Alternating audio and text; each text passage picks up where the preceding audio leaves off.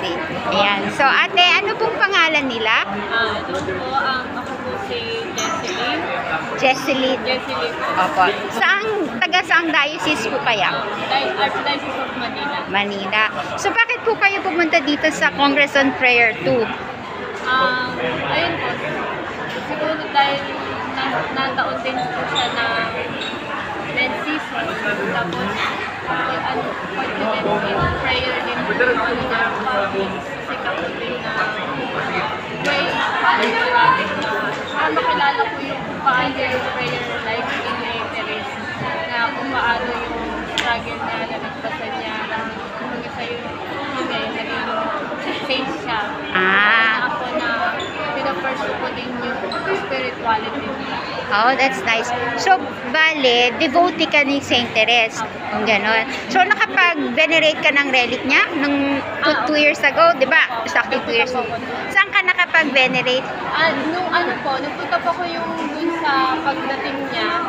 Sa Villamor? Opo. Doon mismo? Opo, doon po mismo. Wow! Nag-visit po kasi sila sa San Felipe. Oo. Nasa San Felipe. San Felipe, under ng Archdiocese of Manila. So, nakapunta po ako ulit po. Kamusta mo naman yung experience kung makashare ka ng konti about your experience nung pag-venerate mo ng relic? Ano po, yun. So, siguro isa yun sa special memories sa akin. Kasi during that time din, nag-struggle din po kasi talaga ako sa sakit. Parang doon, din kung mas nalapit kay Saint Teresa, sinowing ko pa sa story din niya na may mga struggle experience din siya nung nagkasakit siya nung bata siya hanggang sa nung nagkaroon siya ng tuberculosis pa. Nung time din po kasi na yun, parang na-diagnose po kasi ako na pneumonia. Tapos, sakto pa siya na currently po ako na pa-process ng application sa work. Tapos nag-aaral ako. So parang sobra ako na breakdown mo na anong gagawin ko kami hindi ako makatanggap sa trabaho. Yes. Nalaman din ang ganitong reputation pala ako. Tapos paano ko i-maintain yung pag-aaral ko na yung katawan ko parang bumibigay na. So, kaya kahit parang nung una parang sabi niya, huwag na akong umalis. Kasi nga, ang layo ng Villamor. Mabiyahe pa ako medyo ako. Mapapagod ka lalo. Sabi ko, gusto ko pumunta doon, ma-experience. Parang mag-pray man lang malapitan din sa kanya. Na maipaabot ko sa kanya. Then yun, kasi kinikilala ko din siya as elder. Parang tutuloy ko siyang as ate ko. So parang dun talaga nilalapit. Saka isa pa sa siguro mas nagpa-close sa amin ni Teresa. Yun nga yung separation anxiety. So meron ka rin separation anxiety? Sa siguro, sa mother. Though hindi naman siya totally nawala. Pero yung gap po kasi namin sa relationship. Kaya parang doon nakita na doon nag-start na magkaroon ako ng relationship as a mother kay Mama Mary.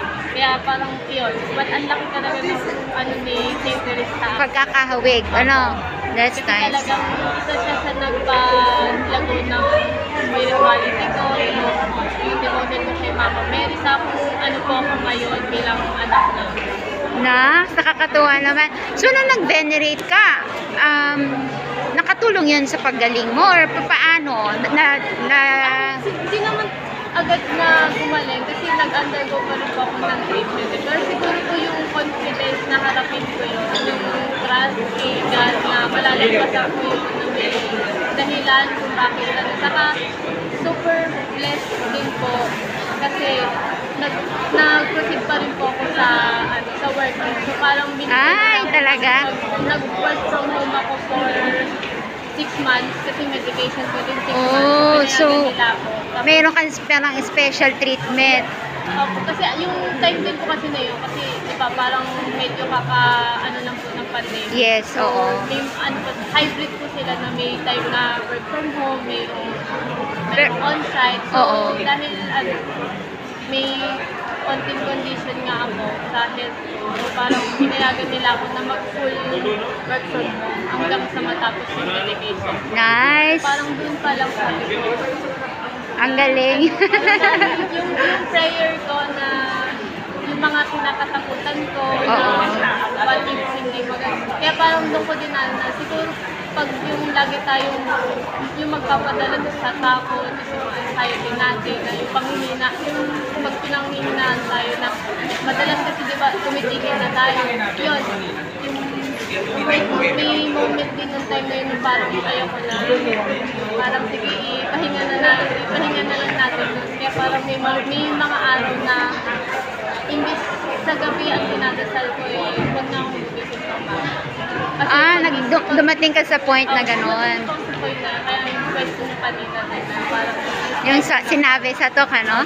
na yun nga, parang kasi ano na yung iba na yung pagod, hindi lang sa physically, Yes. mentally, yun na tapos dagdag mo pa yung financial na wala Yes. akong mabigay, tapos ako nangangailangan din. I understand you. Parang saan pa ako parang yung question doon na yung question din doon na asan na talaga pag tinatawag ni Lord, asan si Lord, siya ba gusto mo talaga lumapit sa'yo? Yes. Parang yun din na parang nagkaroon din ng ganung question sa akin. Pero yun, pinakita naman ni Lord na andyan siya, dito ako. Pinagkalooban niya ako ng mga miracles, strength. Kaya naging close ko ni Teresa. Nakakatuwa naman. Ni Lord. Kaya nga ngayon, siguro bilang pagbalik, talagang sinisikap ko yung pinupulfil ko yung duty ko as catechist din sa parish.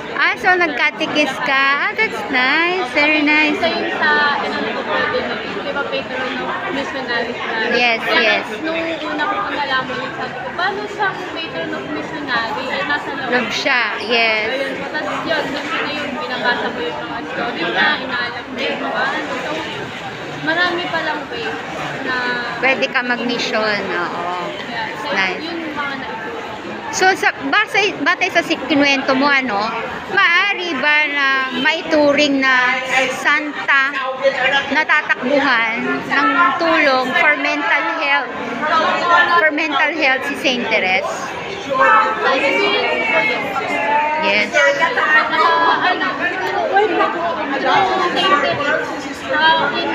will naman din ni God. Yes, that's right.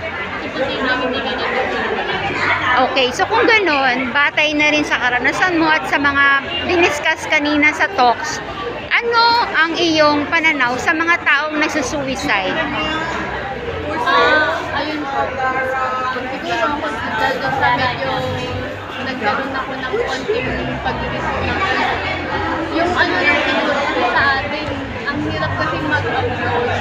Diba? Like, pag yung humihingi ka ng tulong, lalo na pag yung sa kamag-anak mo pa mismo, parang ang hirap kasi mag-seek ng help sa kanila, lalo na kapag ganun Sitwasyon, no? na parang minsan sasabihin pa nila, yan, before, like, first rin yung before na, hindi kulang ka lang sa dasal, ganyan, parang, saan kulang pa ba yung ano ko na parang halos, so, parang feel sa akin, parang sobra-sobra na nga eh. Yes. Na, baka nga nakukulitan na siya eh. So, bakit sa kanila is yun yung dating na kulang ka lang sa dasal, ganyan na, iniisip mo kasi malungkot ka eh, yung mga ganun sagot. Oo. Na magbigay sila ng support, Yes. nilalambas na dadaw lang sa kanila nila. Minsan, yun yung ano, isa sa sa hindi ko pinakalimutan din siguro natutunan ko kay Jesus, yun doon sa kwento doon sa Emmaus, Yes. yung companion. Yes. Kasi diba, we are in journey. Yes. Mahalaga na meron kang kasama din lahat kung paano lagi ka na sila samahan. Kaya Correct. siguro yung help na rin sa yung sa mental health natin. Mahalaga kasi yung kahit samahan mo lang siya Correct. sa paraan na yung ako din mismo. Kasi yun sa hinanap ko noon, yung kasama.